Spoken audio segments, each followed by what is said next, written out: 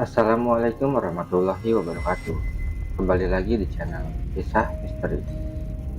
Sebelum kita lanjut ke ceritanya, tekan dulu tombol like video ini dan jangan lupa tekan juga tombol subscribe-nya. Nyalakan juga lonceng notifikasinya agar tidak ketinggalan cerita-cerita lainnya. Dan seperti apa untuk kisah kali ini? Langsung saja kita masuk ke ceritanya.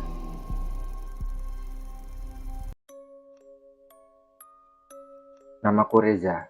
Tahun 2013, aku masih duduk di bangku kuliah semester 5 di sebuah universitas negeri di Yogyakarta. Saat itu, aku memutuskan untuk melakukan penelitian kecil tentang pertanian rakyat di daerah Klaten, Jawa Tengah, sebagai bahan tugas akhir semester. Aku tinggal selama 2 minggu di sebuah dusun bernama Dukuh Kembang, yang letaknya cukup jauh dari jalan raya utama. Dusun ini dikelilingi hamparan sawah, kebun jagung, dan yang paling banyak adalah kebun tebu. Awalnya semua berjalan lancar. Aku tinggal di rumah Pak Sastro, seorang petani tua yang sangat ramah.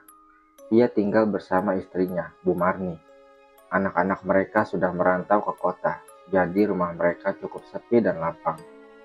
Aku diberi kamar di bagian belakang rumah yang jendelanya langsung menghadap ke kebun tebu. Malam pertama di Dukuh Kembang, aku tak bisa tidur nyenyak. Mungkin karena suasananya terlalu sepi. Tak ada suara kendaraan, tak ada suara TV. Hanya suara jangkrik dan sesekali lolongan anjing. Tapi ada satu hal yang membuat bulu kuduku berdiri. Sekitar pukul 2 dini hari, aku mendengar suara seperti kain diseret di halaman belakang. Suaranya lembut tapi konstan, seolah-olah ada sesuatu yang sedang berjalan pelan menyeret tubuhnya. Awalnya, kupikir itu hanya imajinasiku, tapi suara itu muncul lagi malam berikutnya, dan malam berikutnya lagi. Aku mulai merasa tak nyaman. Pada malam keempat, aku memberanikan diri bertanya pada Pak Sastro. Pak, di belakang rumah ini kebun tebu ya? Iya nak, itu kebun milik Pak RT. Luasnya sampai ke batas dusun. Jawabnya sambil menyulut rokok kretek. Kalau malam suka dengar suara-suara aneh dari sana nggak Pak? Pak Sastro langsung terdiam. Wajahnya berubah kaku. Bu Marni yang sedang menyapu halaman pun menoleh. Kamu dengar suara apa, Le? Tanya Pak Sastro pelan. Ada kayak suara kain diseret gitu, Pak. Pelan tapi jelas. Pak Sastro hanya menarik napas panjang lalu kemudian ia berkata, Jangan suka omong sembarangan malam-malam ya. Di sini ada hal-hal yang lebih baik tidak dibahas. Aku pun mengangguk, walau dalam hati terasa bingung. Malam itu, aku tidak bisa tidur. Rasa penasaran dan ketakutan bercampur menjadi satu. Akhirnya, aku duduk di dekat jendela sambil membuka catatan laporanku. Tapi mata dan telingaku tetap waspada. Dan tepat pukul 2 lewat 10 menit, suara itu datang lagi. Trak, trak. Kali ini lebih dekat dan lebih nyata.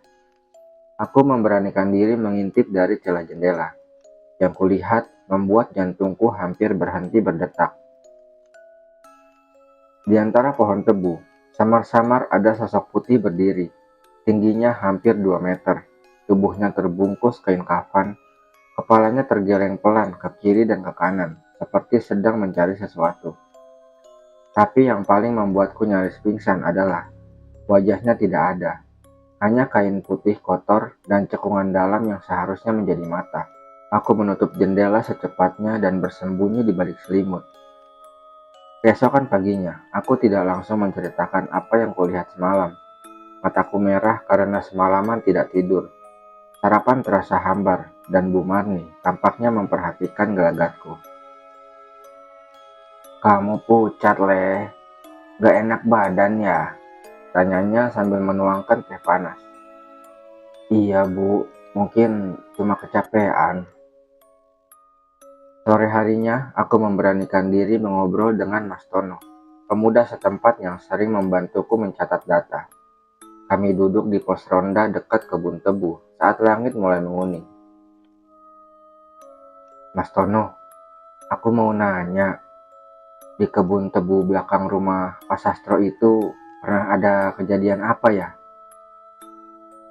Mas Tono langsung terdiam. Dia menatapku cukup lama sebelum akhirnya berkata pelan. Sampean lihat sesuatu ya? Aku hanya mengangguk. Ia menarik napas panjang, lalu menatap ke arah barat, ke hamparan kebun yang bergoyang di tiup angin senja. Dulu, sekitar tahun 90-an, ada orang gila yang tinggal di situ. Namanya Pak Warto. Dia tinggal di gubuk kecil di tengah kebun tebu. Warga jarang ganggu karena kasihan. Tapi suatu hari, ada anak kecil hilang. Setelah dicari berhari-hari, ketemu di gubuk Pak Warto. Sudah tidak bernyawa. Mayatnya katanya sebagian tubuhnya hilang. Aku menelan ludah dan nyaris muntah membayangkannya. Pak Warto langsung digebuki massa, tapi sebelum sempat dibawa ke kantor polisi, dia kabur. Malam harinya, dia gantung diri di pohon besar yang ada di kebun tebu.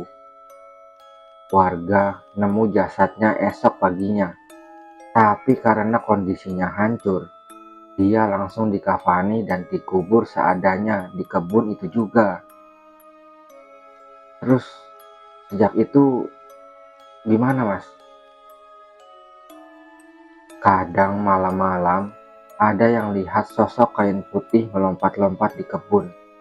Kadang berdiri diam, kadang hanya suara kain diseret.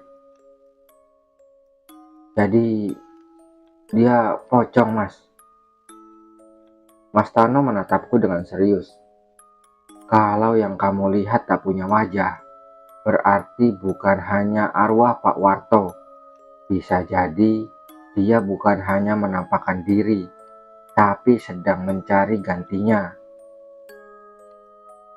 Hari Jumat malam, aku kembali mengalami gangguan, lebih parah dari malam-malam sebelumnya. Sekitar pukul 2 dini hari, jendela kamarku terbuka sendiri, padahal aku sudah menguncinya dengan palang kayu. Angin dingin masuk membawa bau anyir yang sangat menyengat. Aku mendengar suara bisikan. Suara itu bukan dalam bahasa Jawa, bukan juga bahasa Indonesia. Seperti desahan campuran rintihan, mengalun tak jelas di telinga dan kupingku terasa berdengung. Dan kemudian, ada suara ketukan pelan tapi berirama. Tok, tok, tok, dari balik pintu kamar. Aku mendekat perlahan, jantungku berdebar sangat keras. Suara ketukan itu terus berulang, semakin cepat, semakin keras. Aku pun memberanikan diri membuka pintu dengan perlahan. Tapi tak ada siapa-siapa. Dan saat aku menoleh ke belakang, ke arah jendela, dia ada di sana. Pocong itu berdiri di luar, persis di balik jendela kamarku. Ia menatapku, atau lebih tepatnya, menunjukkan wajah kosongnya padaku. Kain kafannya kini lebih kotor, penuh noda tanah dan bercak hitam. Matanya, 2 lubang hitam besar yang tampak seperti liang kubur. Aku pun menjerit sekencang-kencangnya. Pak Sastro dan Bu Marni berlari ke kamarku. Mereka menemukanku terduduk di pojokan, menangis seperti anak kecil. Jendela kamar terbuka, tapi tidak ada siapa-siapa di luar. Akhirnya malam itu, aku tidur di ruang tengah bersama Pak Sastro. Keesokan harinya, Pak Sastro mengajak seorang dukun desa bernama Mbah Kromo. Lelaki tua itu datang membawa kemenyan, kendi kecil dan beberapa helai daun sirih. Kamu sudah diganggu. Arwah yang belum tenang itu merasa kamu mengganggu wilayahnya, kata Mbah Kromo sambil mengatur perlengkapan di belakang rumah. Kenapa saya, Mbah? Tanyaku gemetar. Karena kamu melihatnya. Sudah tahu ada larangan tak tertulis untuk tidak membuka jendela malam hari. apalagi mengamati kebun itu lewat tengah malam. Ritual dilakukan sore hari. Mbah Kromo membaca doa-doa dalam bahasa Jawa kuno sambil membakar kemenyan. Aroma wangi bercampur bau tanah basah menyelimuti halaman belakang. Tiba-tiba langit berubah mendung. Angin kencang bertiup dari arah kebun tebu, daun-daun berterbangan dan suara-suara aneh mulai terdengar lagi. Seret, seret. Mbah Kromo memejamkan mata lalu berseru. Jangan melangkah lagi. Kami tidak mengganggumu.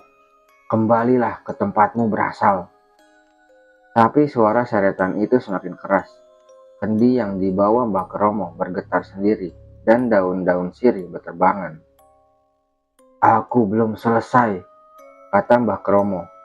Ia kemudian menancapkan keris kecil ke tanah sambil membisikkan mantra. Setelah itu, angin perlahan mereda, sunyi kembali turun. 3 hari setelah ritual Mbah Kromo, keadaan tampak lebih tenang. Aku sudah mulai tidur nyenyak, meski masih menutup jendela dengan rapat dan menaruh sajadah di pojok kamar, seperti saran Mbah Kromo. Namun rasa tenang itu hanya berlangsung sebentar.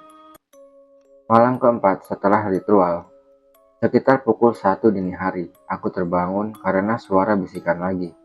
Kali ini lebih dekat, seolah ada seseorang duduk di samping telingaku. Biji, loro, telu. Aku membuka mata, tidak ada siapa-siapa. Tapi udara di kamar terasa sangat dingin dan lembab. Ketika aku menoleh ke jendela, jantungku nyaris berhenti lagi. Pocong itu berada di dalam kamarku. Dia berdiri di pojokan ruangan, tubuhnya membelakangi lampu, hanya siluet gelap dengan kain yang lusuh dan wajah yang sekarang sudah ada matanya. Matanya besar, putih melotot, tapi tidak ada bola mata. Hanya putih polos yang kosong dan menyeramkan. Ia tidak bergerak. Aku ingin menjerit, tapi suaraku tidak keluar. Tubuhku kaku dan aku terasa seperti lumpuh. Lalu pocong itu melompat sesekali. Jaraknya kini hanya beberapa langkah dari tempatku berbaring. Aku menangis sejadi-jadinya. Mulutku terbuka lebar, tapi tak mampu bersuara. Aku bisa mencium bau tanah dan darah dari tubuhnya. Saat dia akan melompat lagi, tiba-tiba pintu kamarku terbuka. Bu Marni berlari masuk sambil membawa lampu minyak dan berteriak menyebut namaku. Cahaya lampu membuat sosok itu mendesis, lalu menghilang perlahan seperti asap. Malam itu aku demam tinggi, tubuhku menggigil dan kesadaranku mengabur. Pagi harinya, Pak Sastro dan Mbah Kromo datang ke kamarku. Mereka tampak sangat serius. Sudah tidak bisa dibiarkan. Kuburan itu harus dibongkar dan dipindahkan ke tempat yang layak, kata Mbah Kromo. Ternyata makam Pak Warto yang dulu dikubur secara darurat di kebun tebu selama ini tidak pernah disentuh lagi. Tanpa nisan, tanpa doa, hanya ditandai batu kecil dan semak liar yang tumbuh di atasnya. Siang itu, dengan izin warga dan kepala dusun, Mbah Kromo dan beberapa warga menggali tanah di sudut kebun, di dekat pohon tebu tua.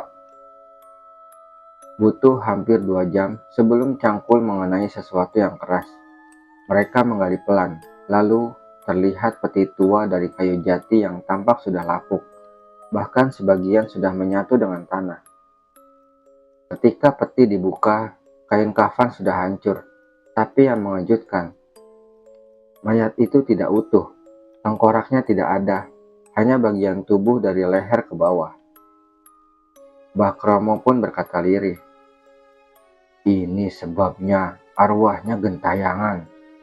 Jasadnya tak lengkap dan kepalanya entah di mana. Warga yang dulu menyaksikan kejadian tragis itu mulai berdatangan. Salah satu di antaranya adalah Pak RT lama yang dulu ikut dalam pengejaran Pak Warto. Dengan suara pelan, ia mengakui bahwa saat kejadian, warga yang marah memenggal kepala Pak Warto dan membuangnya ke sumur tua di tengah kebun. Semua orang pun tercengang karena tidak ada yang pernah tahu fakta itu. Sore harinya, kepala dusun memutuskan untuk mengangkat tulang belulang dari sumur tua itu.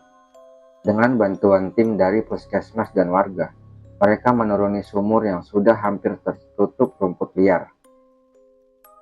Dan benar saja, di dasar sumur itu ditemukan tengkorak manusia. Tengkorak dan tubuh Pak Warto akhirnya disatukan dalam satu peti baru. Sebuah liang lahat dibuat di area pemakaman desa, dan pemakaman dilakukan secara layak, lengkap dengan doa dan permohonan ampunan. Malam harinya aku bermimpi. Aku berdiri di kebun tebu yang sangat sepi. Kabut menggantung di antara batang tebu yang tinggi. Lalu dari kejauhan, pocong itu muncul lagi. Tapi kali ini, ia tidak mendekat. Ia hanya berdiri dan perlahan menunduk, seperti memberi salam. Lalu tubuhnya memudar dan hilang ditiup angin. Esok paginya, aku merasa jauh lebih ringan. Tak ada lagi gangguan, tak ada suara seretan, tak ada ketukan dan tak ada bisikan. Kini, lebih dari 10 tahun telah berlalu sejak kejadian itu. Aku sudah lulus, bekerja, dan menetap di Semarang. Tapi setiap kali aku melewati Klaten, ada rasa merinding yang tak bisa kujelaskan. Kadang malam hari, bayangan itu masih muncul dalam mimpi. Kadang saat hujan, aku seperti bisa mencium lagi bau tanah basah dan kain kafan. Mungkin itu hanya kenangan, atau mungkin ia masih menatap dari kejauhan. Yang pasti, aku tahu satu hal, jangan pernah meremehkan tanah yang sunyi, karena di balik diamnya bisa jadi ada yang sedang menunggu untuk dilihat.